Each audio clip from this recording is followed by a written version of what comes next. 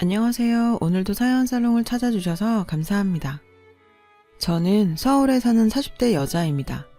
지금은 재혼을 해서 아이를 낳고 키우면서 행복하게 살고 있지만 전 남편과의 결혼 생활 중 웃지 못할 일들이 많았답니다.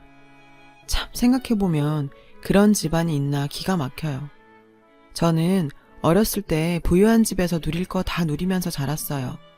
자랑은 아니지만 돈이 없어 한 맺힌 일은 없었던 것 같네요. 해외여행도 마음껏 다녔고 쇼핑이며 취미생활도 마음껏 했어요. 부모님의 든든한 지원 덕분이었죠. 그렇게 재밌게 20대를 지내다가 30대가 되어 아버지 밑에서 조금씩 일도 배우고 사업 물려받을 준비도 하고 있었습니다. 말이 사업을 물려받는 것이지 사실 아버지 밑에서 월급쟁이였죠. 그때까지 저는 결혼 생각은 전혀 없었답니다. 부모님 밑에서 사는 삶이 재밌고 행복했으니까요. 그렇지만 부모님 생각은 다르셨어요. 부모가 언제까지 살아서 너 책임져 줄 것도 아니고 듬직한 신랑 만나서 정착해야지. 자식도 낳아서 키워봐야 어른 된다. 어서 마음 맞는 남자 잘 찾아봐. 저희 엄마는 이렇게 말씀하시면서 제 걱정을 하시곤 했어요. 그래도 어떻게 결혼을 하려고 남자를 찾아다닐 수 있겠어요. 선보고 이런 건 또 성격에 안 맞는지라 그냥 하루하루 시간만 보내고 있었는데 어느 날 저희 아빠 회사에 다른 회사 직원이 서류를 갖다 주러 왔는데 그 직원과 우연히 친해지게 되었고 밥을 먹고 데이트를 하다 결국 연애를 하게 되었습니다. 그 집안은 저희 집과는 사뭇 다른 집안이었어요. 남자친구는 중소기업 직원이고 형제들은 직업도 없어서 백수로 놀고 있었죠. 아버지 어머니께선 작은 가게를 하시면서 하루 벌어 하루 먹고 간신히 근근히 사시는 것 같았어요. 당시 사랑에 빠진 제 눈에는 조건이고 뭐고 아무것도 보이지 않았습니다. 그저 그 사람이 멋지고 사랑스러워 어쩔 줄을 몰랐었죠. 결국 그 사람과 결혼을 결심하기에 이르렀습니다. 부모님께 그 사람과 연애를 한다고 알리니 난리가 나셨어요. 저희 아빠는 회사에 몇 번 온 걸 보셨던지라 더욱 어이없어 하셨어요. 우리가 너한테 집안 조건 다 따져 결혼하라는 게 아니지만 그래도 너무 차이 나는 사람은 그렇지 않냐. 아빠는 조심스럽게 그렇게 말씀하셨고 엄마는 알아누우셨어요. 더욱이 그 집안에 대해 말하니 엄마는 식음을 전폐하셨죠. 저를 붙잡고 얼마나 간절히 얘기하셨는지 몰라요. 그냥 평범한 정도의 집안과 결혼을 하라고요. 그렇지만 저는 죽어도 그 사람이라고 박박 우겼습니다. 그땐 참 뭐가 눈에 씌었는지 제가 불효 많이 했죠. 그 사이에서 남자친구는 난감해했지만 그렇다고 저랑 결혼 안 하겠다는 말은 안 하고 그저 저보고 부모님께 잘 설득해보자는 말만 하더라고요. 저는 그럴수록 남자친구가 안쓰러워 보였고 부모님께 더 대들고 더 졸랐어요. 결국 저희 엄마 아빠가 지셨죠. 어떡하겠어요. 딸이 그렇게 좋다는데 시키는 수밖에요. 시댁들 집안과 정식으로 상견례도 하고 결혼 절차를 밟아 나가기 시작했어요. 결혼식장이며 신혼여행 모두 저희 쪽에서 부담하기로 했습니다. 왜냐면 남자친구는 모아둔 돈이 한 푼도 없었거든요. 부모님과 동생들 부양하느라요. 저는 그래도 신경 쓰지 않았고 행복했어요. 그렇게 한참 결혼식 준비에 열을 올리고 있는데 어느 날 시어머니께서 절 집으로 부르셨어요. 예단 준비를 해야 한다면서 저를 부르셨죠. 전 사실 불려가면서도 의아했어요. 남편과 예단은 하지 않기로 합의를 했었거든요. 예단은 보통 신랑이 집을 해왔을 때 신부 쪽에서 마련하는 거잖아요. 그런데 신혼집도 저희 부모님이 해주신 마당에 예단이라니 좀 의아했습니다. 제가 잘못 들은 건 아닌가 싶었죠. 시댁에 갔는데 시어머니께서 핸드폰을 보여주시면서 가방이며 아버님 옷이며 어머님 밍크며 브랜드를 알려주시더군요. 저는 멍하게 듣고만 있었어요. 금액으로도 꽤 되는 물건을 요구하시더라고요. 근데 어머니, 저희는 예단 안 하기로 했었어요. 뭐? 예단을 안 한다고? 누구랑 그런 상의를 했니? 그 애하고요. 예단은 안 한다고 같이 결정했어요. 어머니께 전달 드리랬는데 못 들으셨어요? 어머머머, 네가 그렇게 하라고 했다는 거니? 얘, 그건 상의가 아니지. 그리고 예단 같은 건 너희끼리 상의하는 게 아니라 나랑 상의를 해야 하는 거란다. 너희가 결정할 문제가 아니야. 그래, 물론 우리가 해주는 게 없어서 미안한 마음은 있어. 그렇지만 가뜩이나 없이 결혼하는데 이거도 생략 저거도 생략. 이럼 남들이 너희 집안도 우습게 본다. 우리만 우스워지는 게 아니란 말이야. 이런 건 너희 부모님께 전달 안 해도 네 선에서 해줄 수 있는 정도 아니겠니? 괜히 부모님께 말씀드리지 말고 어느 날 나랑 백화점 가서 한 바퀴 돌고 다 사버리자. 주고받는 절차는 생략해도 되지 않니? 같이 결정한 거라 말을 하는데도 저 혼자 결정하는 건 상의가 아니라며 막무가내셨고 결국 그날 너무 어이가 없어서 남자친구에게 가서 마구 쏴댔죠. 도대체 나랑 한 얘기는 무엇이었냐? 어머니랑 얘기가 안 된 것이냐? 어떻게 그만큼을 바라실 수가 있냐? 한참 퍼부었더니 남자친구는 죄인처럼 고개를 푹 숙이더라고요. 그 모습이 또 안타깝기는 하더라고요. 미안해. 우리 엄마가 좀 그래. 네가 이해 좀 해주면 안 될까? 우리 엄마 나 말고 다른 형제들은 다 놀고 있고 나한테만 기대를 걸어서 그래. 나 하나 돈 벌고 결혼하고 제대로 사니까 이번이 마지막이다 싶어서 그러는가 봐. 내가 미안해. 이번 한 번만 엄마 부탁 들어주면 평생 네 편만 들면서 살게. 그 말에 이틀을 고심했었죠. 어떻게 해야 현명하게 하는 방법인지 알 수가 없었습니다. 결혼을 물리자니 남편에 대한 제 감정이나 상황이 너무 멀리 온 것 같았고 부모님께 말씀도 안 드리고 제 선에서 해결하는 것이 옳은 건지도 알 수 없었고요. 고민을 거듭했지만 답은 없었습니다. 그렇지만 남자친구는 죄가 없잖아요. 남자친구 체면을 봐서라도 제가 한 번은 희생하기로 했습니다. 그렇지만 어머니가 바라시는 대로 백화점을 같이 가는 건 너무 격식에 어긋난다 싶었어요. 제가 알아서 준비를 해서 보내겠노라 말씀드렸고 그건 어머니도 받아들이셨어요. 이왕 하기로 한 거 어머니가 바라시는 대로 아니 그 이상으로 열심히 골라서 넣어드렸어요.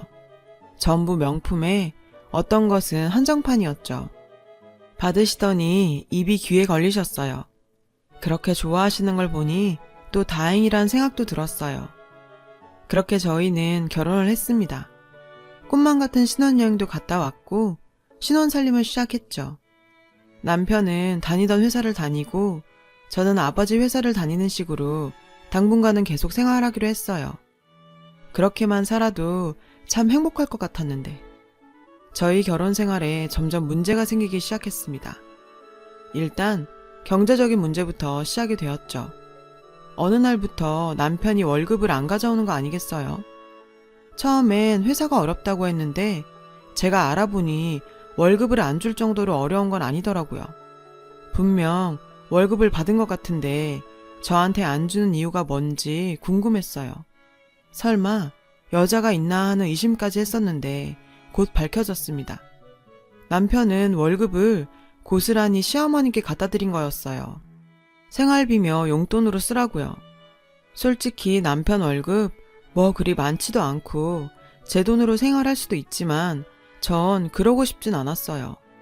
부부가 되었으면 일정 금액 빼고는 월급에서 사용을 하고 저축을 하면서 살아야 한다고 생각했고 결혼까지 한 마당에 저희 부모님께 신세 지는 것도 한계치가 있다고 생각했거든요. 그런데 남편은 제가 부모님께 말씀드리면 언제나 돈이 나오니까 그냥 무책임하게 자기 월급은 다 집에 들이더라고요. 그 문제로 대판 싸웠습니다. 내가 어머님 용돈 드리지 말래? 넉넉히 드리자고 했잖아. 어떻게 상의도 없이 월급을 전액 다 드릴 수가 있어. 어머님 아버님 아직도 일하시잖아. 돈도 벌고 계신데 벌써 우리 신세 자꾸 지시려고 하면 어떡해. 그리고 형제들도 얼른 일해서 각자 벌어먹고 살아야지. 당신이 그 집을 언제까지 다 책임지려는 거야. 그 말에 남편은 벌컥 화를 냈어요. 뭐? 그 집? 너 시댁한테 그게 무슨 말이야. 그리고 우리 네 월급으로도 살 수 있는데 고생한 우리 엄마 아버지 돈 좀 드리면 뭐가 어때서. 넌 우리 부모님이 불쌍하지도 않냐? 솔직히 불쌍하지 않았어요. 왜 불쌍해야 하는지 모르겠더라고요. 몸이 불편하신 것도 아니고 다들 멀쩡한데 일해서 먹고 살면 되는 거잖아요. 고생은 저희 부모님도 하셨던 거고요. 내가 너였으면 내가 말하기도 전에 우리 엄마 아버지 매달 월급 그냥 드리라고 했을 거야. 그게 너랑 나랑 차이점이야. 집에 돈이 있음 뭐하냐? 베풀 줄을 모르는데. 베풀 줄 모른다는 말에 저도 발끈했습니다. 베풀 줄 모른다고? 나 어머니 용돈도 꽤 많이 드리고 있고 당신한테도 따로 또 그만큼 드리자 했으면 많은 것 같은데. 결혼 전에 예단 무리하게 요구하시는 것도 다 해드렸고 무슨 날 있을 때마다 선물도 드렸는데 내가 뭘 더 이상 해야 해? 그 예단 얘기 왜 안 하나 했다. 우리 엄마가 그거 뭐 받고 싶어서 받은 줄 아냐? 그리고 너만 예단하냐? 결혼하면서 예단 안 하는 여자가 어딨어? 진짜 생각 없다, 생각이 없어. 그러면서 문을 쾅 닫고 나가버리더군요. 저는 너무나도 억울해서 펑펑 울었습니다. 그런데 마침 시어머니께 전화가 왔어요. 예, 이번 주에 아버님 생신이신데 뭐 준비한 거 있니? 네? 준비요? 어떤 준비요? 식당은 예약했어요. 어머어머, 첫 생신은 네가 직접 차리는 거 모르니? 에휴, 가르칠 게 많구나. 첫 생신은 네가 준비하는 거야. 아버님 기대하시니까 잘 해드려라. 그 말 하시고 뚝 끊으시더라고요. 남편의 시어머니까지 제가 정말 결혼 잘못했다 싶더라고요. 그렇지만 결국 남편이랑 화해하고 시아버님 생신상도 차려드렸어요. 저희 부모님 가슴에 못 박고 결혼한 마당에 제가 맞추면서라도 잘 살아야겠다는 생각뿐이었거든요. 하지만 그때뿐이 아니었죠. 점점 더 시댁과 남편은 도를 넘기 시작했죠. 무슨 행사 때마다 당연히 제가 결제하도록 시어머니께서 요구하는 것은 기본이었습니다. 친척 생일까지 밥값을 제가 계산했어요. 게다가 남편 월급을 통째로 드리는데도 시어머니께선 저한테 개인적으로 전화를 거셔서 더 돈을 요구하시곤 했습니다. 그 이야기를 남편한테 하면 항상 저를 인색한 사람으로 몰면서 그 정도도 못하냐고 큰 소리를 치더라고요. 남편은 저랑 결혼한 후에 잔뜩 허세가 들어서는 외제차를 뽑고 명품 매장만 가는 등 사치를 부렸어요. 물론 저도 명품 좋아해요. 그치만 저도 저희 부모님도 그렇게 자주 명품을 사진 않았는데 이 집은 완전히 명품에 환장을 했더라고요. 제가 아빠한테 받는 월급으로는 생활이 안 되니까 남편은 성질을 내면서 이렇게 말했습니다. 아, 장인어른은 뭐 하시는 거야? 당신 그렇게 일 시켜 먹으면서 꼴랑 그 돈밖에 안 주시는 거야? 딸한테 어쩜 그렇게 인색하셔? 그 집안 내력인가? 월급 좀 올려달라고 해. 아니, 그 회사 말인데 솔직히 이제 장인어른 물러나실 때도 되지 않았어? 완전 선을 넘는 말에 저는 폭발했습니다. 저를 인색하다고 하는 건 참을 수 있었지만 저희 아빠까지 모독하는 건 참을 수 없었어요. 게다가 아빠를 회사에서 물러나느니 마느니 하는 건 패륜적인 말이라고 생각했어요. 대판 싸우고 처음으로 이혼 얘기를 꺼냈을 때 남편은 태도를 바꾸더군요. 여보, 미안해. 내가 요새 회사 스트레스 때문에 그래. 우리 요새 너무 자주 싸우지? 내가 잘못했어. 우리 이런 얘기 이제 그만하자. 그래도 제 화는 풀리지 않았어요. 남편은 며칠 동안 애교를 부리면서 제 화를 풀려고 이런저런 시도를 하더라고요. 그러더니 어느 날은 갑자기 저한테 불쑥 이러더군요. 우리 닮은 애기 있었으면 좋겠다. 그치? 저는 갑자기 아이 얘기에 깜짝 놀랐습니다. 아이는 한 3년 정도 있다가 가지자고 얘기를 끝냈었거든요. 제가 애매한 반응을 보였음에도 남편은 자꾸 아이를 갖자고 조르고 피임을 그만하자고 하더라고요. 저는 피임약을 먹으면서 계속 피임을 이어갔습니다. 저희가 이런 다툼을 한 건 시댁에선 전혀 모르고 있었어요. 이혼이니 뭐니 얘기한 걸 알았다간 또 난리가 날 게 뻔했거든요. 그런데 어느 날 그 일이 터졌습니다. 그날도 역시 시어머니가 절 개인적으로 호출하셔서 시댁에 갔었어요. 분명 용돈이나 그런 거겠다 짐작하고 갔는데 시어머니께서 웃으시면서 저한테 말씀하시더군요. 얘 아가, 이번에 우리 집 인테리어 좀 바꿔보려고 하는데 네가 좀 보태지 않으련? 한 5천이면 될 것도 같은데. 네? 인테리어요? 물론 그 집 연식이 좀 되기는 했는데 제가 보기에 고장난 것이 아닌 이상 고칠 필요는 없어 보였어요. 친구들이 오더니 너무 올드해 보인다고 그러더라. 좀 산뜻하게 화이트 톤으로 바꿔보려고 해. 어떠니? 어떠나 마나 저는 이건 진짜 아니란 생각이 들었어요. 5천을 그런 사치에 쓸 수는 없었네요. 그래서 강하게 말씀드렸어요. 어머님, 이 집에 물이 안 나오거나 난방이 안 된다면 그건 제가 고쳐드릴 수 있어요. 하지만 지금 멀쩡한 집을 갈아엎는다는 건 말이 안 되잖아요. 솔직히 너무 사치스러운 일이에요. 만약 그렇게 하고 싶으시다면 어머님 아버님 돈으로 하세요. 그건 제가 말리지 않을게요. 자꾸 돈을 그런 데 쓸 수 없어요. 어머님은 마구 흥분을 하시더니 저한테 욕지거리를 하시더라고요. 배운 게 없다는 둥, 돈이 많으면 뭐하냐는 둥, 유세를 부린다는 둥 하면서 갖은 저주를 퍼부으시더라고요. 이번에도 지지 않고 어머니께 제가 해드린 것들을 모두 말하면서 이 정도면 되지 않냐고 쏘아붙였습니다. 화가 난 시어머님께선 저한테 침을 뱉으시면서 더러워서 안 한다, 더러워서! 못 배운 것. 시어머니의 침이 제 얼굴에 탁 튄 순간 저는 이성을 잃고 마구 소리를 지르고 그 집에서 나와버렸습니다. 그리고 집에 와서 제 집 몇 가지를 가지고 호텔로 향했습니다. 이 집에서 더 살다가는 저희 집 뿌리까지 뽑히겠다는 생각이 들었어요. 친정으로 갈까 했지만 친정에는 이혼 결심이 확실해졌을 때 말씀드리기로 하고 가지 않았어요. 일단 며칠 쉬면서 남편과의 관계에 대해 생각을 해봤어요. 시댁 갈등도 너무 심하고 남편도 제가 처음에 사랑에 빠졌던 것처럼 좋은 사람이 아닌 것 같고 제가 선택할 수 있는 길은 이혼밖에 없어 보였습니다.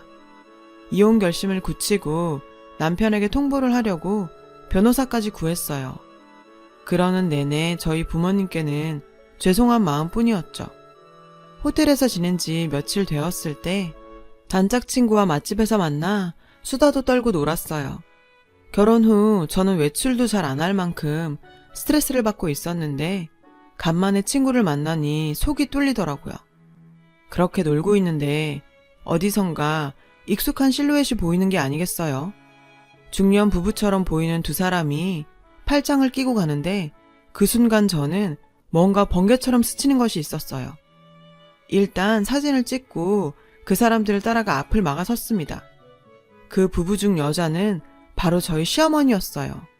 그리고 남자는 저희 시아버지가 아니셨고요. 웬 중년 남자가 쫙 차려입고 시어머니와 팔짱을 끼고 있었는데 글쎄 옷이 전부 제가 아버님께 드리라고 사드렸던 선물, 예단 그런 것들이더라고요. 특히 가방은 제가 한눈에 알아볼 수 있었어요. 한정판으로 사드린 것이라 시중에서 잘 볼 수 없는 모델이었거든요. 시어머님은 절 보더니 사색이 되어 털썩 주저앉으시고 남자는 눈치를 채고 주랭랑을 쳤습니다. 두 사람이 내연관계라는 정황은 분명했죠. 시어머니는 시아버지에게 연락하려는 제 팔을 붙들고 애원을 하시더군요. 예, 제발 아버지가 아시면 난 죽음이야. 제발 자식들 얼굴은 또 어찌 보겠니. 하지만 이혼하려는 마당에 제가 망설일 게 뭐가 있었겠어요. 시아버지와 남편에게 사진과 같이 문자를 보내 전부 폭로했습니다. 그 한 통의 문자는 그 집안에 폭탄이 떨어진 것과 같은 효과를 냈어요. 시아버지는 어머님과 이혼하시겠다고 난리가 났고 남편과 형제들도 쪽팔려 했고요. 저는 이래저래 이혼 결심을 더욱 굳혔죠. 그렇게 부정한 짓을 하는 시어머님과 살긴 더더욱 싫었거든요. 결국 저희 부모님께도 말씀드리고 절차를 밟았어요. 남편은 매달리고 이혼은 못해준다 우기고 난리였지만 제 이혼 의사가 확고했기에 이혼이 결정되었어요. 남편은 울고불고 저희 집에 오고 회사까지 오기에 경호원까지 고용해서 혼쭐 내서 돌려보냈답니다. 그 지긋지긋했던 결혼 생활이 그렇게 끝났습니다. 이혼하고도 한동안은 우울증에 시달렸어요. 제가 했던 선택에 대한 후회였겠죠. 하지만 저희 부모님은 저보다 강하셨어요. 저에게 좋은 말들 많이 해주셨고 저를 누구보다 믿고 응원해주셨어요. 그래서 천천히 다시 일어났습니다. 그리고 주변에서 소개받은 사람과 다시 결혼했어요. 아이도 낳고 지금은 아주 잘 살고 있답니다. 그래도 그때 시어머니의 불륜을 목격하고 거기서 빠져나왔기에 조금 마음이 시원했던 것 같아요. 지금은 어찌 살지 가끔은 궁금해요. 그땐 제가 뭐가 쉬웠었는지 다시 생각해도 기가 막힙니다. 엄마, 아빠, 어른들의 말씀은 참 옳습니다. 아니라고 하시는 건 아닌 것 같네요. 제 긴 이야기를 들어주셔서 고맙습니다. 여러분도 항상 행복하시길 바래요. 여러분, 사연 댓글에 응원과 현명한 조언 부탁드려요. 좋아요와 구독은 저에게 큰 힘이 됩니다. 오늘도 좋은 일 가득하세요.